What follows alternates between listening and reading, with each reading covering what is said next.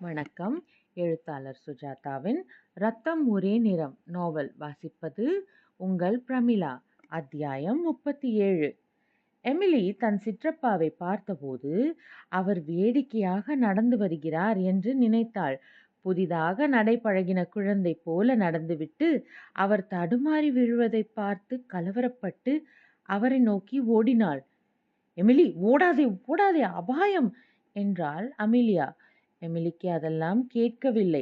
சிற்றப்பாவை நோக்கி தன் உடைகளை தூக்கி பிடித்து கொண்டு ஓடினாள். அருகே வந்தபோதுதான் ரத்தத்தை பார்த்தாள்.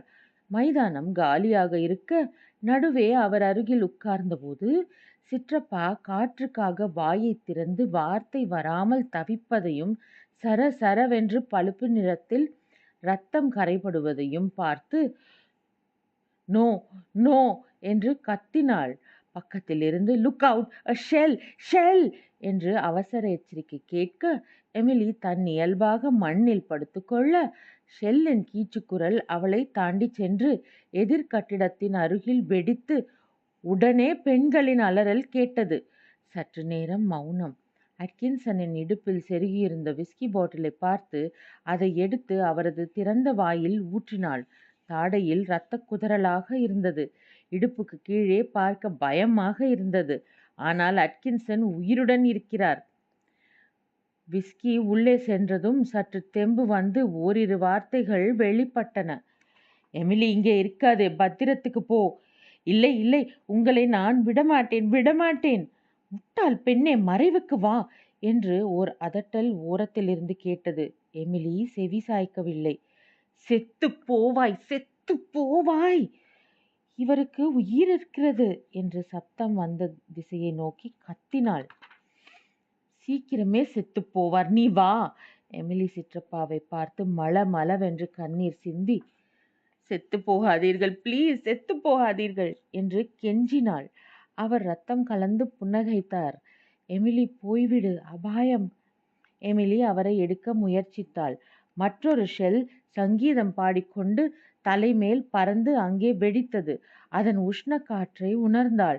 அவள் ஆடைகளை தீத்தது போல தாக்கியது. அவளை நோக்கி ஒரு அதிகாரி ஓடி வருவது தெரிந்தது. கிட்டே வந்து, முட்டாள், என்ன செய்கிறாய், செத்து போவாய் என்று அவள் கையை பற்றி தர தரவென்று இழுத்தார். இவர் இறந்து கொண்டிருக்கிறார், இறந்து கொண்டிருக்கிறார். நீயும் அவருடன் போக உத்தேசமா? வலுவான இழுப்பை தாங்க முடியாமல் தரையில் தேய்த்து கொண்டே அப்புறப்படுத்தப்பட்டாள். இருள் போர்வை வரும்போது தாக்குதல் நின்றிருந்தது. அட்கின்சன் அங்கேயே கிடந்தார். அவரை இருவர் தோளிலும் காலிலும் பிடித்து அலங்கோலமாக தூக்கி எமிலியின் அருகில் கொண்டு வந்து கிடத்தினார்கள். எமிலி அவர் மார்பில் காதை வைத்து கேட்டாள். உயிர் இருந்தது. கண்கள் மூடியிருந்தன. யாரோ குழப்பமாக வந்தார்கள். இடுப்பிலும் தாடையிலும் காயத்தின் மேல் துணி சுற்றினார்கள். யாரோ வாயில் சிறிது பிராந்தி ஊத்தினார்கள். யாரோ தூக்கி கிடத்தினார்கள். மிக அதிகமாக வலித்திருக்க வேண்டும்.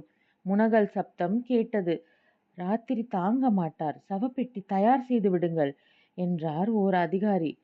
எமிலி பிரமிப்பில் உடல் முழுவதும் மண்ணாக கன்னத்தில் உலர்ந்த கண்ணீருடன் அவர் பின் இயந்திரம் போல் நடந்தாள். தலை ஆடியது.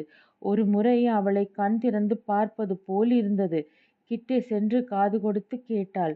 மெலிதான ஈனஸ்வரத்தில், உன்னை காப்பாற்றிக்கொள் என்றார். எமிலிக்கு பொல பொலவென்று கண்ணீர் வடிந்தது. தோள்களில் ஒரு கையை உணர்ந்தாள். அமிலியா.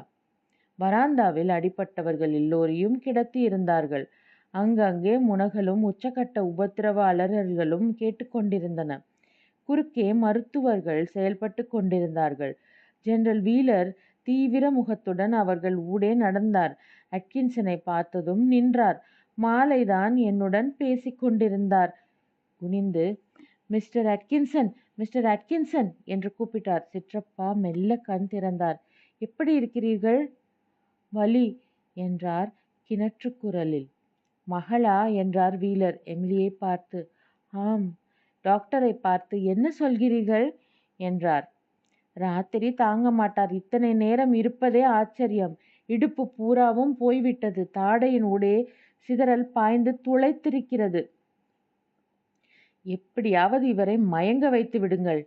எமிலி பிரமிப்பில் தன்னை சுற்றிலும் பார்த்தாள். பார்க்கவே தயக்கமாக இருந்தது. அமிலியா அவள் கையை பற்றி அழுத்தினாள். அருகே 30 வயது மதிக்கத்தக்க மாது முகத்தில் அடிபட்டு கால்களை பரப்பிக்கொண்டு படுத்திருந்தாள். ஓரத்தில் ஒரு பிரைவேட் சோல்ஜர் குண்டடிபட்டு சத்தியமாக செத்திருந்தான். அருகே அவன் மனைவி மலைத்து போய் உட்கார்ந்திருந்தாள். அவள் கையிலும் அடிபட்டிருந்தது. அவள் மார்பு திறந்திருந்தது. 2 மார்பையும் அவளுடைய இரட்டை குழந்தைகள் பற்றி கடித்து கொண்டிருந்தன. கடவுளே, கடவுளே, நாம் என்ன குற்றம் செய்தோம்? இந்த குழந்தை யாருடையது என்று ஒருவர் அலறும் குழந்தையை தூக்கி பிடித்து கொண்டு சென்றார். இறந்தவர்களை எங்கே புதைப்பார்கள்?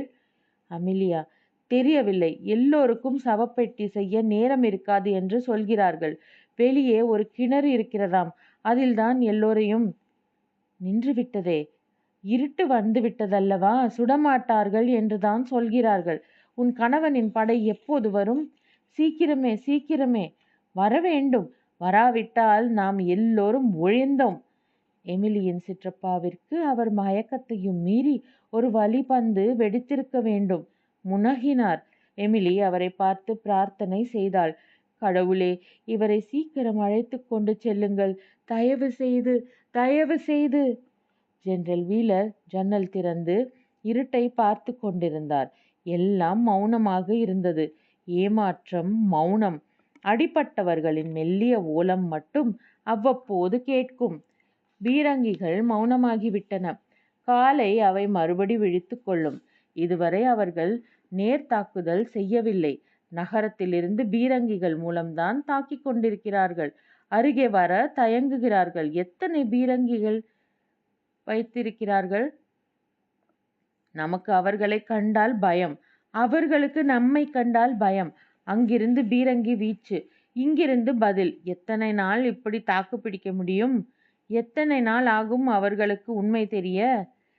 இங்கே இருக்கும் தொற்றல் கோட்டையில் 1000 பேரில் 200 பேருதான் போர் புரியக்கூடியவர்கள். மற்றவர்கள் கிழவர்கள், பெண் பிள்ளைகள், குழந்தைகள்தான். எல்லாவற்றிற்கும் நான் தான் காரணம். கடவுள் நம் பக்கம் இருந்து அவர்கள் தைரியம் பெற்று உள்ளே வருவதற்குள் கல்கத்தாவில் இருந்து பக்கபலம் வந்தாக வேண்டும். நானா சாஹிப் என்ன செய்வான்? நிச்சயம் என்னை எதிர்க்க மாட்டான். நானா என் நண்பன். வீலர் சிந்தித்து கொண்டிருந்த போது அதே சமயம் அருகாமை பிட்டூர் அரண்மனையில் மிகவும் கலகலப்பாக இருந்தது. 20 அடி நீள மேசையில் நானா உட்கார்ந்திருந்தார். வெள்ளைக்கார தேசத்து சாண்டிலியர்கள் அறை முழுவதும் பிரகாசிக்க அருகே எல்லோரும் உற்சாகமாக உண்டு கொண்டிருந்தார்கள். மேல்நாட்டு டாஸ்மாக் மேசை விரிப்பில் மதுபானங்கள் காத்திருந்தன. சூப் ஆவி அசைய காத்து கொண்டிருந்தது. 9வது லான்சர்களிடமிருந்து நானா கவர்ந்த பளபளப்பான தட்டுகளில் புலாவ், நெய் பளபளக்க வரவேற்று கொண்டிருந்தது. வெள்ளி கத்திகளும் முள்கரண்டிகளும் காத்திருந்தன. கிளாரெட், ஷாம்பெயின், பீர் எல்லாம் இருந்தன.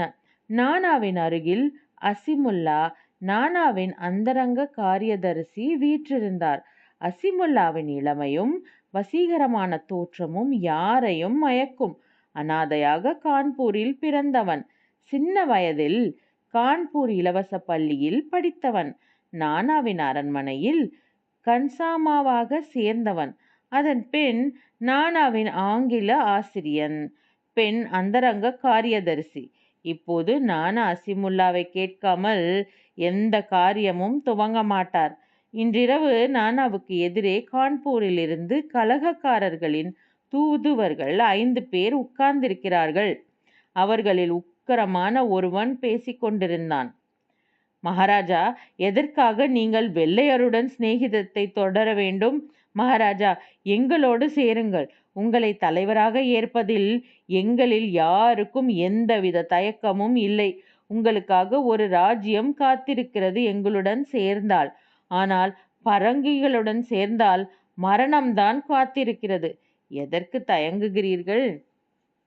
நானா அசிமுல்லாவை பார்த்தார். நாம் வெள்ளைக்காரர்களுக்கு உதவி செய்வதாக வாக்களித்து படையும் கொஞ்சம் அனுப்பியுள்ளோம். ஞாபகம் இருக்கட்டும் மகாராஜா என்றான். எனக்கும் அந்த வெள்ளைக்காரர்களுக்கும் என்ன சம்பந்தம்? நான் அவர்களுக்கு உதவி செய்வதெல்லாம் பாசாங்குதான். உள்ளுக்குள் நான் உங்கள் கட்சிதான். சபாஷ் என்று மேசையை குத்தினான் புரட்சி தூதுவன். பின் ஏன் தயக்கம்? வாருங்கள், எங்களுடன் சேருங்கள். நீங்கள் எங்கே கலகம் நடத்துவதாக உத்தேசம்? டில்லிக்கு போகலாம், வாருங்கள். எங்கள் தலைவராக வாருங்கள். அசிமுல்லா, என்ன சொல்லுகிறாய்? மகாராஜா சற்று தனியாக பேச வேண்டும். அவர்களை வெளியே அனுப்பிவிட்டு அசிமுல்லாவுடன் நானா தனியாக இருந்தார். என்ன அசீம், இவர்களுடன் சேர்ந்தே ஆக வேண்டும் என்று தோன்றுகிறது.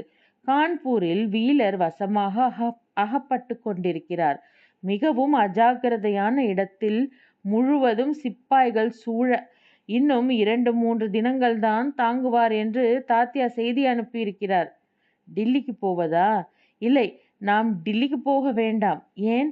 மகாராஜா, நீங்கள் ஒரு உன்னத பிராமணர். டில்லிக்கு சென்றால் முகலாய சாம்ராஜ்யத்தில் ஒரு உபதலைவராகத்தான் உங்களை அங்கீகரிப்பார்கள். எத்தனையோ கழக தலைவர்களில் நீரும் ஒருத்தராக இருப்பீர்கள். ஆனால் கான்பூர் சரியா இருக்கிறது. இங்கே நீங்கள் முதல் தலைவர். கலகம் செய்யும் 4 ரெஜிமெண்ட்டுகள் இருக்கின்றன. பரங்கிகள் சொற்பமே. அதிவிரைவில் வென்று உங்கள் இழந்த பதவியை திரும்ப பெறலாம். நம் ராஜ்யத்தை புதுப்பித்து அமைக்கலாம். பேஷ்வா பாஜிராவின் புதிய சாம்ராஜ்யம். நானா சாஹிப்பின் கண்களில் புத்தொளி பிறக்க, அசீம், இப்போது வீலருக்கு என்ன சொல்வது? நாளை அவருக்கு செய்தி அனுப்பிவிடுவோம், நாம் அவரை தாக்கப் போவதாக. அவர் என்னை நண்பனாக எண்ணிக்கொண்டிருக்கிறார். மகாராஜா, நட்புகள் எல்லாம் யுத்த சமயத்தில் வெகு விரைவில் மாற வேண்டும். ட்ரெஷரி நம் கையில். அதில் லட்சக்கணக்கான ரூபாய்கள் இருக்கின்றன. மேகசீனில் ஆயுதங்கள். இதைவிட சுலபமாக வெள்ளையரை வெல்ல இதைவிட எளிதான சந்தர்ப்பம் வராது. அவர்களை கூப்பிடு. கழக தலைவர்கள் மறுபடி விழிக்கப்பட்டார்கள். அசிமுல்லா பேசினான். மகாராஜா நிலைமையை முழுவதும் சிந்தித்து பார்த்து உங்கள் போராட்டத்துக்கு ஒத்துழைப்பது என்று தீர்மானித்து விட்டார். மகாராஜாவை உங்கள் ஒரே தலைவராக நீங்கள் ஏற்றுக்கொள்ள வேண்டும். கான்பூரில் அரசாட்சி அவர் பொறுப்பில் உடனே கொடுக்கப்பட வேண்டும். கான்பூர் நகரில் சூறையாடப்படப் போகிற அத்தனை சொத்தும் மகாராஜாவை சேர வேண்டும். மகாராஜாவின் சகோதரர் பாபா பட் கான்பூர் நகரின் நியாய தலைவராக நியமிக்கப்பட வேண்டும். நவாப்கஞ்ச் ட்ரெஷரியில் உள்ள அத்தனை சொத்துக்களும் மகாராஜாவை சேர்ந்தது. சம்பந்தமெனில் மகாராஜா தோந்துபந்த் நானா சாஹிப் தன் குதிரை காலாட்படைகளையும் தன் பீரங்கிகளையும் உங்கள் போராட்டத்திற்கு உதவியாக அனுப்புவார். அவர்கள் சற்றும் தயக்கமின்றி எல்லாவற்றுக்கும் சம்மதம். எங்களை ஒன்றுபடுத்த எல்லோரும் சம்மதிக்கக்கூடிய தலைவர் தேவை. அது மகாராஜாதான். நாளையே ஜெனரல் வீலருக்கு செய்தி அனுப்பப்படும், நானா தாக்கப் போகிறார் என்று. அவர்கள் உற்சாகத்துடன் மேசை மேல் வைத்திருந்த மது குப்பிகளை ஒரே மடக்கில் குடித்தார்கள். ஜெனரல் வீலரின் மரணத்திற்கு. மன்னிக்கவும், டாமஸ்க் என்று வருமிடத்தில் டாஸ்மாக் என்று படித்து விட்டேன். சாரி. இத்துடன் 37வது அத்தியாயம் நிறைவடைகிறது. நாளை 38வது அத்தியாயத்தில் சந்திப்போம். வணக்கம்.